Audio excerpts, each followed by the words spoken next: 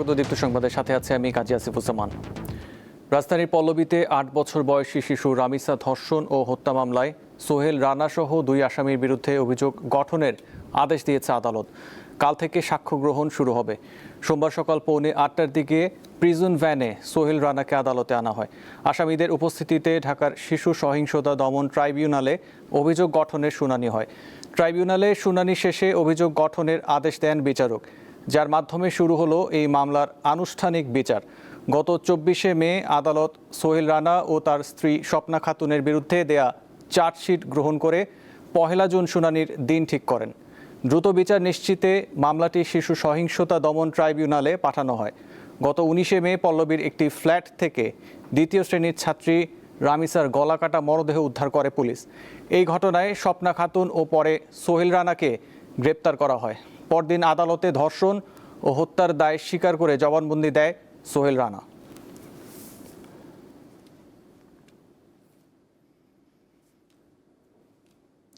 আদালত প্রাঙ্গণে আছেন সহকর্মী মাহিদুর রহমান, কথা বলবো তার সাথে। মাহিদুর, আসামি পক্ষের কোনো আইনজীবী ছিল কি এবং বাদী পক্ষ কি বক্তব্য তুলে ধরেছেন আমাদের জানাবেন।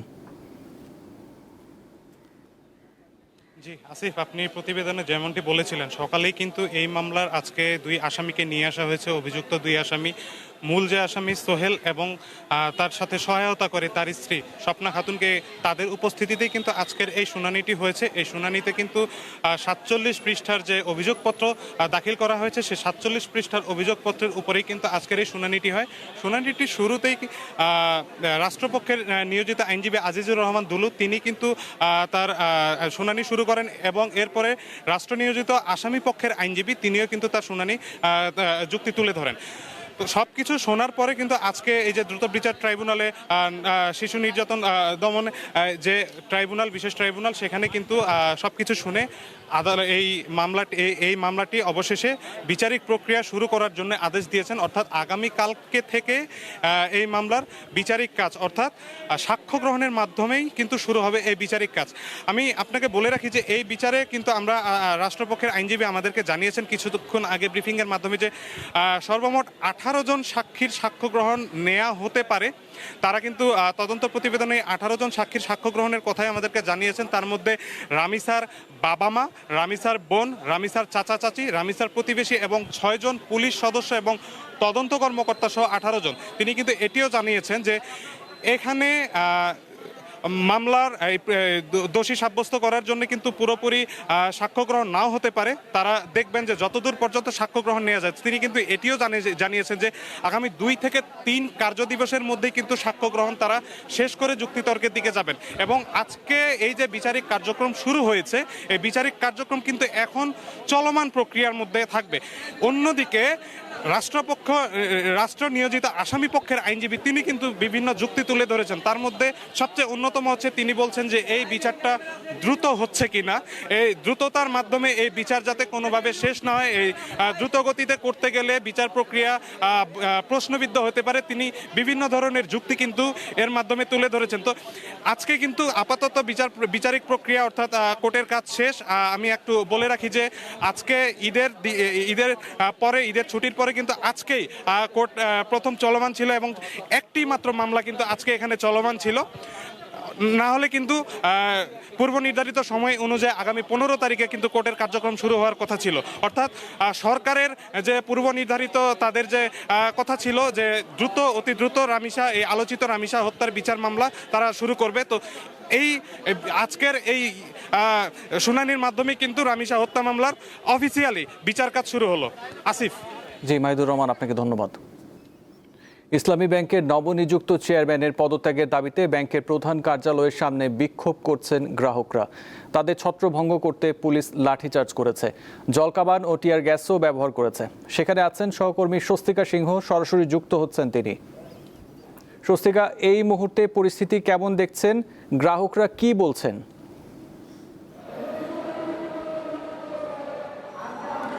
এই মুহূর্তে এই যে ইসলামিক ব্যাংকের সামনের যে পরিবেশ সেটি কিন্তু পুরো থমথমে পরিবেশ বিরাজ করছে এবং সড়কের দুই পাশেই কিন্তু আইনশৃঙ্খলা বাহিনীর সদস্য যারা রয়েছে তারা কিন্তু পুরো সড়কটি ঘিরে রেখেছে এবং তারা ঘিরে রাখার মধ্য দিয়েও কিন্তু যারা ইসলামিক ব্যাংকের গ্রাহকরা রয়েছেন, যারা সকাল থেকেই আসলে নির্দিষ্ট একটি দাবি নিয়ে এখানে এসেছিলেন, তারা কিন্তু তাদের সেই বিক্ষোভ জারি রেখেছেন, তাদের সেই দাবির স্লোগান জারি রেখেছেন। এবং তার পাশাপাশি কিন্তু ইসলামিক ব্যাংকের এই যে পুরো ইসলামিক ব্যাংকের সামনের সিঁড়ি থেকে শুরু করে পুরো ব্যাংকের যে নিরাপত্তা, সেই ব্যাংকের নিরাপত্তার কারণে কিন্তু আইনশৃঙ্খলা বাহিনীর সদস্যরা পুরো ব্যাংকটিকে ঘিরে রেখেছেন। আসলে সকাল 9টায় কিন্তু যারা গ্রাহক ফোরামের সদস্যরা রয়েছে তারা কিন্তু এখানে আসেন এবং তাদের দাবি হচ্ছেন ইসলামিক ব্যাংকের যে চেয়ারম্যান, নতুন চেয়ারম্যান নিয়োগ দেওয়া হয়েছে, সেই চেয়ারম্যানের পদত্যাগের দাবির জন্য গ্রাহক ফোরামের পক্ষ থেকে ব্যানার, ফেস্টুন নিয়ে কিন্তু প্রথমে এখানে মানববন্ধনের জন্য আসেন। তারা যখন এখানে দাঁড়ান সকাল 9টার দিকে, তখন কিন্তু তারা পুলিশের সদস্যরা যারা রয়েছে আইনশৃঙ্খলা বাহিনীর পক্ষ থেকে কিন্তু তাদেরকে সরে যাওয়ার কথা বলা হয়। তারা তখন না সরে যাওয়ার ফলেই কিন্তু সেই শুরুতেই কিন্তু পুলিশের সাথে তাদের লাঠিচার্জ এবং ধাওয়া পাল্টা ধাওয়া, ইট পাটকেল নিক্ষেপ সহ যাবতীয় যে ঘটনা ঘটে, সেই যাবতীয় সেই ঘটনা কিন্তু ঘটে। তারপর থেকেই কিন্তু আইনশৃঙ্খলা বাহিনীর সদস্যরা যেমন এই পুরো ব্যাংকের নিরাপত্তার জন্য ব্যাংকটিকে ঘিরে রেখেছেন, তার পাশাপাশি এখানে যারা গ্রাহকের সদস্যরা রয়েছে গ্রাহক ফোরামে, তারা কিন্তু বলছেন তাদের দাবি আদায় না হওয়া পর্যন্ত কিন্তু তারা এই সড়ক ছাড়বেন না। কিছু সময়ের মধ্যেই তারা সংবাদ সম্মেলন করে তাদের পরবর্তী যে পদক্ষেপ সেটি জানাবেন। এর পরের সংবাদে আসলে জানাতে পারবো গ্রাহক ফোরামের সিদ্ধান্ত আসলে কি আসছে। আসিফ, এই ছিল আমার কাছে সর্বশেষ মতিঝিল থেকে। ছিলেন স্বস্তিকা সিংহ। ঈদুল আজহার দীর্ঘ ছুটি শেষে খুলেছে অফিস আদালত। প্রথম কার্যদিবসে সচিবালয়ে অফিস করছেন প্রধানমন্ত্রী তারেক রহমান। সকাল 9টায় সচিবালয়ে পৌঁছান প্রধানমন্ত্রী। এ সময় মন্ত্রিপরিষদ বিভাগের কর্মকর্তা কর্মচারীরা তাকে স্বাগত জানান। প্রধানমন্ত্রী প্রথমে মন্ত্রিপরিষদের সদস্য, উপদেষ্টা, বিভিন্ন সচিব এবং সচিবালয়ের সর্বস্তরের কর্মকর্তা কর্মচারীদের সঙ্গে ঈদের কুশল ও শুভেচ্ছা বিনিময় করেন। এরপর মন্ত্রিপরিষদ ভবনে খুলনা সিটি কর্পোরেশনের প্রশাসক ও সংশ্লিষ্ট মন্ত্রণালয়ের কর্মকর্তাদের সাথে জরুরি বৈঠক করেন। পরে যুব ও ক্রীড়া মন্ত্রণালয় এবং সংস্কৃতি বিষয়ক মন্ত্রণালয়ের সাথে আলোচনা করেন।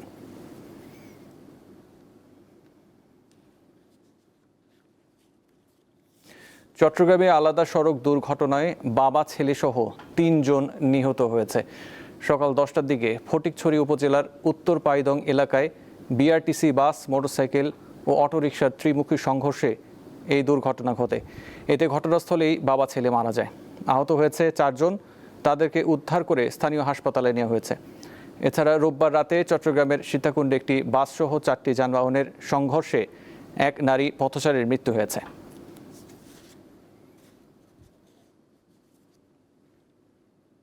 এবারে গ্লো অ্যান্ড লাভলি সাফ উইমেন্স চ্যাম্পিয়নশিপ 2026।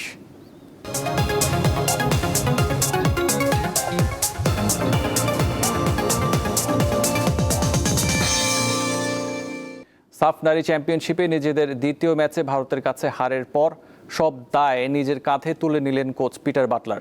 অনুশীলনে অনিয়ম আর অলসতার কারণে এমন পরাজয় বাংলাদেশের। ম্যাচ শেষে এমনটাই বললেন তিনি। সাফের অষ্টম আসরে এখন পর্যন্ত 2 ম্যাচ খেলে 5 গোল হজম করেছে বাংলাদেশ। প্রথমটিতে জোড়া গোল ব্যবধানে এগিয়ে থাকার পরও হজম করে 2 গোল। শেষমেশ 4-2 গোলে জয় পেলেও রোববার ভারতের বিপক্ষে কোনোভাবেই প্রতিরোধ গড়তে পারেনি মারিয়া মান্দার দল। রক্ষণের সমস্যা এক রাতে সমাধান করা যাবে না। আমি চেষ্টা করে যাচ্ছি। এই মেয়েরা তো ঠিকমতো অনুশীলনই করে না, তাদের বোঝানো কঠিন। এই পরাজয়ের কোনো ব্যাখ্যা আমার কাছে নেই। অধিনায়কত্ব হারানোর পর এই প্রথম মূল একাদশের বাইরে আফিদা খন্দকার। মাসুরা পারভিন জাতীয় দল থেকে বাদ পড়ার পর দলের রক্ষণ সামলাচ্ছেন আফিদা। ভারতের বিপক্ষে তাকে না খেলানোটা ভুল সিদ্ধান্ত ছিল মানছেন কোচ। সেমিফাইনালের আগে দলকে শেষবারের মতো ঝালিয়ে নেয়ার সুযোগ ছিল, তাই আফিদাকে খেলানো হয়নি। এটা আমার ভুল। এখন ঘুরে দাঁড়াবার পালা। পুরো ম্যাচে তেমন কোনো প্রতিরোধ করতে না পারলেও বাংলাদেশ দলকে নিয়ে বেশ ভয়ে ছিলেন ভারতের কোচ। আগের চেয়ে ভালো খেলেছেন ঋতুপর্ণারা, বলছেন তিনি। জয় পেয়েছি ঠিকই, কিন্তু পুরো ম্যাচে একটা অস্থিরতা ছিল। আগের চেয়ে বাংলাদেশের মেয়েদের খেলার মান ভালো হয়েছে। ম্যাচ শেষ, সবটা এখন অতীত। এবার ফাইনালে ওঠার লক্ষ্যে নিজেদের আবারও প্রস্তুতি নেওয়ার পালা। পুরো ম্যাচে 4 পরিবর্তন করেও ভাগ্য পরিবর্তন করতে পারলো না বাংলাদেশের মেয়েরা। 2 ম্যাচে একটি করে জয় পরাজয়ে 3 পয়েন্ট নিয়ে এবার ফাইনালে ওঠার মিশনে কঠিন পরীক্ষায় নেপালে বিপক্ষে নামতে হবে বাংলাদেশের মেয়েদের, যাদের বিপক্ষে গেল দুবারই সাফের শিরোপা জিতেছিল পিটা পাটলার শিষ্যরা। মোহাম্মদ হাসিব, দীপ্ত স্পোর্টস, গোয়া, ভারত। নারী সাফ চ্যাম্পিয়নশিপ কভার করতে ভারতের গোয়ায় আছেন সহকর্মী মোহাম্মদ হাসিব, যুক্ত হচ্ছেন তিনি। হাসিব, আজ একটা টিম মিটিং হওয়ার কথা আছে, সেটি কখন হবে এবং সেমিফাইনালে এখন বাংলাদেশের প্রতিপক্ষ নেপাল, কতটা চ্যালেঞ্জিং হবে এই ম্যাচ?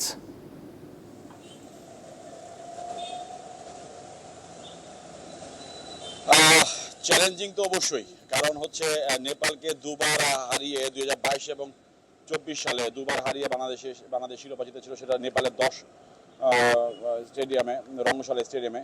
তো সেখানে আসলে ভেন্যু পরিবর্তনের পাশাপাশি বা বাংলাদেশের ভাগ্যটাও একটা বড় বিষয় হয়ে দাঁড়িয়েছে যে নেপালের সাথে বাংলাদেশের যে ফাইটটা আসলে সেমিফাইনালে হবে 3 তারিখ জওহরলাল নেহরু পদ্মা স্টেডিয়ামে, সেখানে আসলে বাংলাদেশ তাদেরকে হারিয়ে যদি ফাইনালে যেতে পারে তাহলে এটা অনেক বড় একটা বিষয়। যেহেতু তৃতীয় শিরোপা জয়ের একটি হাতছানি সাফের, এটি বাংলাদেশের এখনো সেই হাতছানিটা রয়েছে।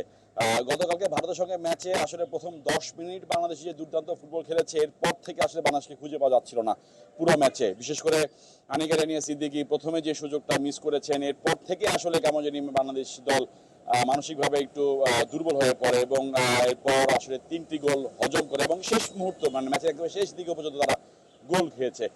সম্পূর্ণ দায়ভার কোচ নিয়েছেন, সঙ্গে সঙ্গে বলেছেন। এবং একটা বিষয় আছে যে গণমাধ্যমে যেটা আমরা অনেকটাই জানি, অনেকটা ওপেন সিক্রেটের মধ্যে দলের ভিতরে একটু দ্বন্দ্ব রয়েছে আনিকা রানিয়া সিদ্দিকীকে নিয়ে, মনিকা চাকমাকে নিয়ে। আসলে সেগুলো যদি কাটিয়ে উঠতে না পারে তাহলে আসলে তৃতীয় শিরোপা জয়ের যে স্বপ্ন বা লক্ষ্য বা মিশন, যেটাই বলেন না কেন আপনি, সেটা অনেকটাই ফিকে হয়ে যাবে। আসলে এটা হচ্ছে বিষয়। তবে এখন টিম মিটিং চলছে। প্রথম আগে ম্যাচ শেষ হওয়ার পরে প্রথম একটা মেসেজ আসছিল মিডিয়া উইং থেকে বিএফএফ এ যে আজকে সকালবেলা প্র্যাকটিস করবে, কিন্তু পরবর্তীতে ঘন্টাখানিকের মধ্যে সেটা আবার ক্যান্সেল করা হয়। তবে টিম মিটিং চলছে। তারপরও আমরা কিছুক্ষণ পর হয়তো হোটেলে যাব, সেখানে আমরা চেষ্টা করব প্লেয়ার কিংবা অফিসিয়ালদের সাথে কথা বলতে।